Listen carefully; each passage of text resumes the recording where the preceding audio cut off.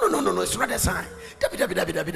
Because marriage is a school that every day the syllabus changes. And it's also a school without graduation. There are two ways of graduating from the marriage school that God expects you to do: the second coming of Jesus, or when you die. And we even say when you die, because Christians don't die when you go and be with the Lord. Hello? Apart from this one, God doesn't expect you to run away. As for the divorce that you people are playing it chaskele in your generation, it is not God's plan. God said he hates it. The reason he hates it is that you don't want to be trained. Because marriage has a way of shaping your character.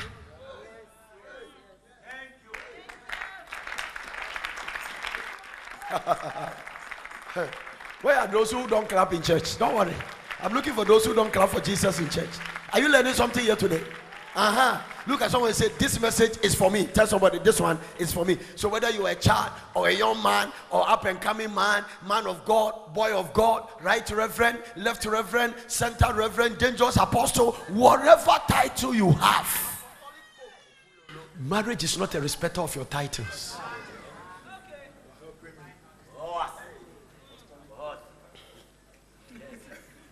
So, you can be a very successful president and be a bad husband.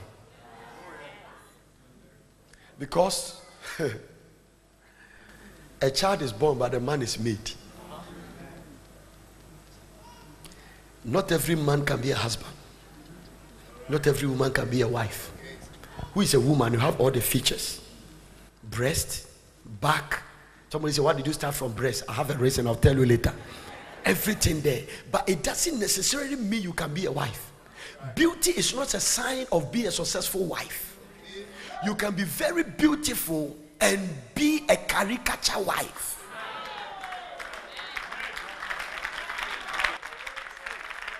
Now, interestingly, the statistics are showing that most of the women that are not having successful marriage are women people have called them beautiful, and it has gone into their head.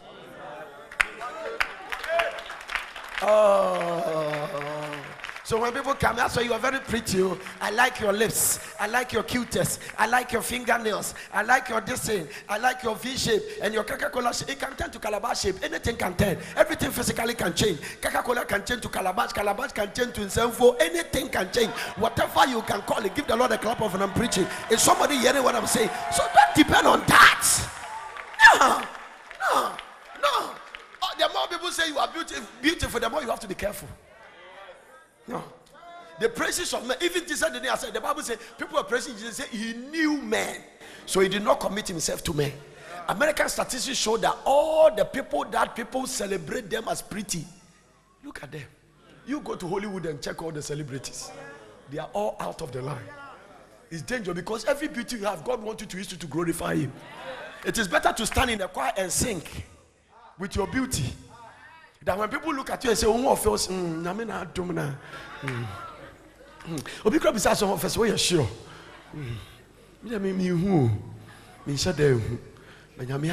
hallelujah. But when they keep saying it, it goes into your head, it becomes a trap.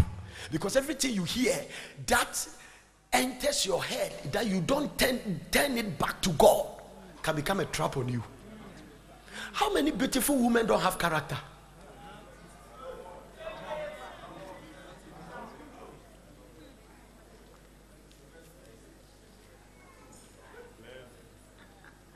If you are a man, they start saying you are handsome.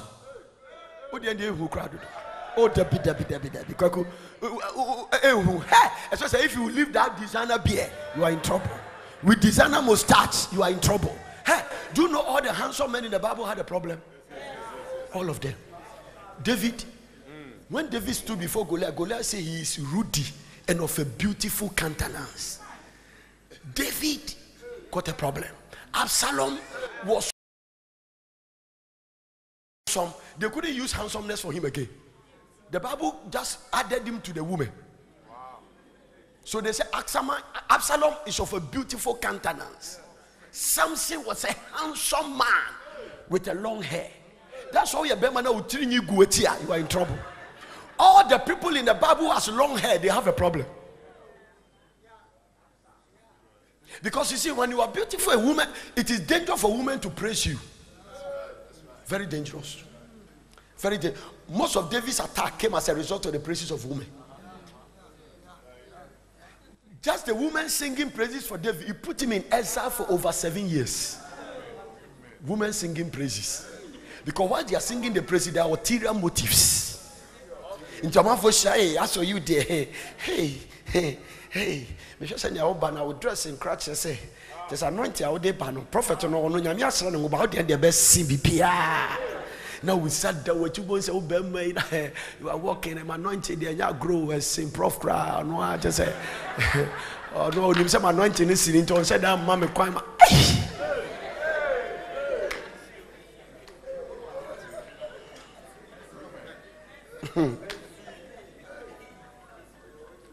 especially the choristers. When they start praising you like that,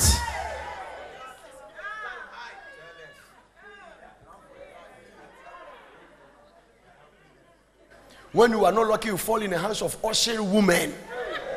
So when we say I'm a pastor, I'm a Joe Bible, no, just say me Jenny say bishop. What's about Betty? I'm a master say now say you are finished. Finish. I know. I've been preaching this for some time.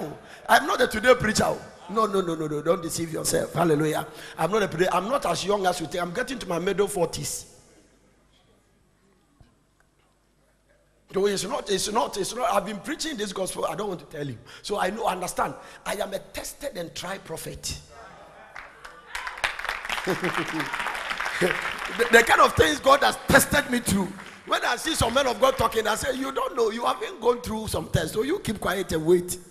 The kind of things, the demons we have faced, don't even think about it. No, and God doesn't trust you until He tests you. I'm preaching. No, it's a test. Hallelujah. Thank God for the Garden of Eden. Adam. So now, let's go to Genesis chapter 3. Let me show you something there. You will love it. Tomorrow is a family life issue. So I will jump Genesis chapter 3 and go to Genesis chapter 4 and show you something there. Genesis chapter 2. Okay, from verse number 21. Then come from verse 20. It will reinforce the things I was saying. Verse 20 was when Adam named everything. So now, I'm ending my message now. And Adam gave names to all cattle, to all fowl of the air, and to every beast of the field. Give me New Living Translation. I love it. It's one of my favorite Bibles. The New Living Translation. He gave names to all the livestock, all the birds of the sky, all the wild animals. But still, there was no helper just right for him. This is where this whole thing started. So when Adam was naming the animals, the interesting thing is the animals were moving in 2-2. 8 legs good, 4 legs bad. Adam saw that. Why is it that all the animals are 2-2? So you see the aponche, the apapon, and the female jumping. Then Adam began to have a sense of loneliness. God has a plan. There was not, come back to verse number 20. Let me show you something. You see, even before God created a woman, He has already established the purpose of a woman. He said, but still, there was no what? So, one of the purpose of you, the lady coming to the man's life, is to be what? Not to come and chop money.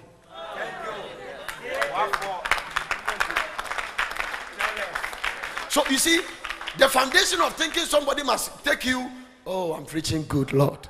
The foundation of thinking somebody must even marry you and pay your bills, you have already mixed the foundation. Now, what about this? Who also is a kind of man that somebody is coming to help you offload all your load on the helper? So can we balance this thing now? I mean, you are carrying this thing, Apostle, stand up. And I saw,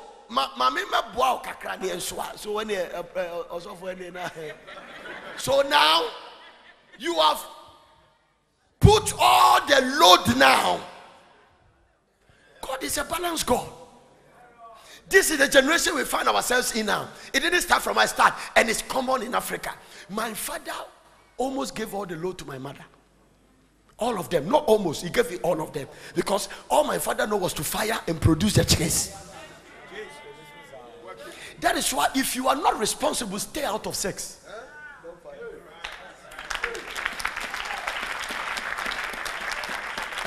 Any man that is not clapping, just suspect them that what I'm saying, they are in the center.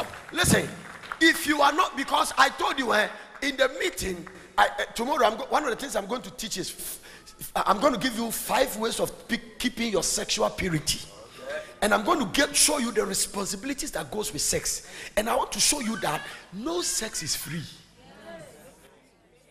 It is not the woman that says it's not free. That is the way God has made it. It's a spiritual principle. It is not free. It is not free. It must be done in the context of the marriage covenant. That one, God gives you a certain grace and defense. If you do it outside, it is extremely expensive. So watch this. It is like the same shoe that you can buy in Kantamanto for 10 Ghana cedis. Now God has put it in another shop and is selling to you for 1 million cedis. The same shoe. God said the same thing that you can get it very cheap in the marriage contest. In the covenant of the marriage contest, if you take it outside that, it's extremely expensive for both parties who are involved. Among the fruit of the spirit, God put one there called self-control. Now, self-control is the fruit of the spirit. That means that you have every right to do it, but you have weighed the consequence, so you are stepping out of it. Is somebody understanding what I'm talking about? We keep preaching it, but you are not listening. But today, listen to me very carefully. No, there is nothing wrong. It's perversion that has made us not talk. When we talk about sex, and people change their faces and everything. Some of you are pretending you don't even know what I'm talking about, but you are experts.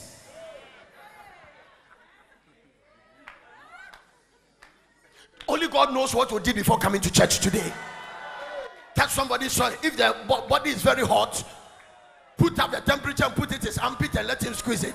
Put the temperature, if it's beyond certain temperature, bring it to the person, drag the person to the altar, and let's cast a demon out of the person. Is somebody hearing what I'm talking about here? Nothing wrong with that. Nothing. I didn't create it. I am only preaching it. God instituted it.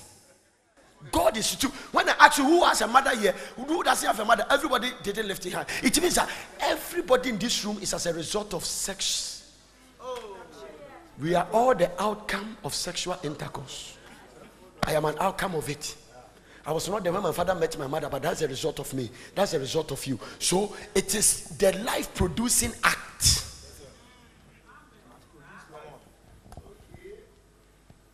All the purpose of the abortions is as a result of the abuse of it. Now, isn't it interesting that we have unwanted pregnancy, but we don't have unwanted sex? Oh, come on. Think about it, Osofo. We have unwanted. So people said that I was not prepared for this, and it's unwanted.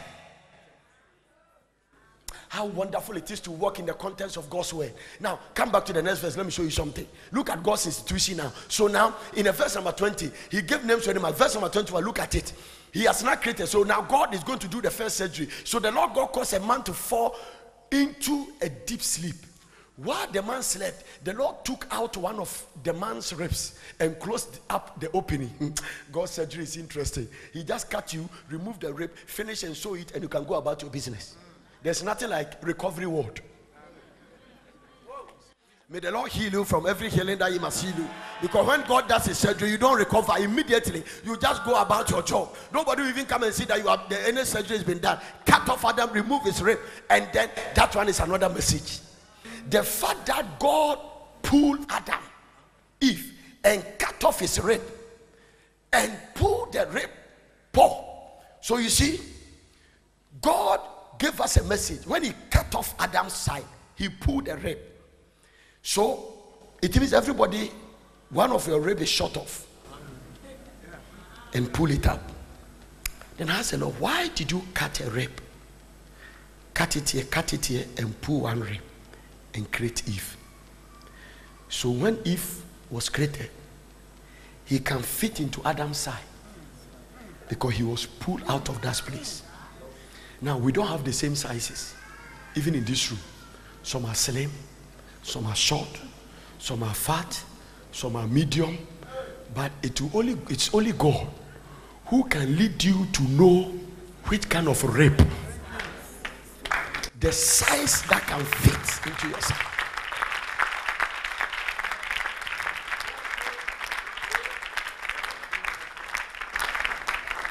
Family life. We are talking about the characters in the Bible. We are talking about the first man God created.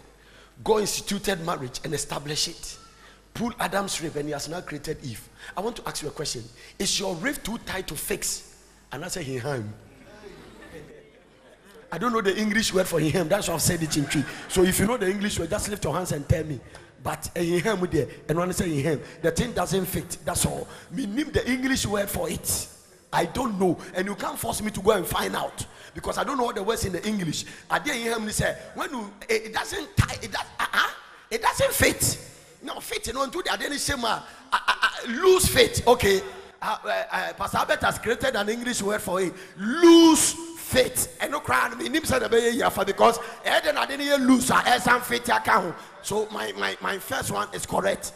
Are you understanding what I'm talking about? May the Lord lead you to find the right rib for your life.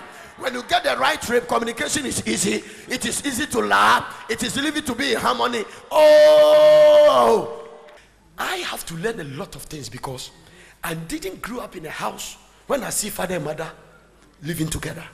When I was in class 6, I never see the only woman I live with till I exit in my family. And I started living with cousins and all kinds of people. But the only person I live with is my mother. So I didn't grow up with what we call not really parental. My mother was there, but a fatherly love. I didn't grow up in such a thing. That kind of thing was not working in my life. So now Adam. So it's very important to understand that you have to pray, because if you don't get the right fitted rape, you have a lot of problems. Now, everybody look at me. Let me tell you this sad thing. They said the divorce rate in the church is not higher than the divorce rate in the world. Think about this. People washed and bought by the blood of Jesus. In America now, more pastors and bishops are divorced their wife than chief executives of companies who don't go to church. Think about this. Think about this. Think about this. Think about this. And I want to make this statement. Don't ever think that when you divorce, you are free. They say 60% of the people who divorce and remarry, their marriage still don't stand. Number 2, I don't know how the lady says it's true, whether he has been divorced before. Divorce is like amputation. You can still be walking, but you have lost part of your body. Number 3, am I still counting? Whatever you saw in the other lady that you didn't take your time to work on it, that you ran away, the next one you are going to marry, God will make sure it comes up double portion. In fact, if the girl doesn't have that character, God will anoint her for that. There is something interesting about God. He can even use women in a certain way they don't know God is using them. Do you know God was using Delilah? He will put a certain appetite in you that attracts something for you that you see, because God wanted to get to the Philistines. And Delilah was also a contact for God to get there. Is somebody listening to what I'm talking about? So don't ever think that. Now, number 4, understand this. Women are the same. Their characters must change, but their nature is the same. If a woman is not in menopause, every month she go through menstrual cycle. It's the same. So if that is sort of offends you, you can't run away from it. Hello? Now, some of them must master certain temperament. Now, listen. We are talking about most of the problem we have with women, or women have with men, is about temperament. I want to make a point here. No temperament is wrong. Because it is God that created the temperament. So you can't question God you can't question why God has made somebody introvert. And you can't question why God has made somebody extrovert, why somebody is quiet and why somebody is loud. It is God that put that nature in them. And you can't question what God has created. So no temperament is wrong, but a temperament can be worked on.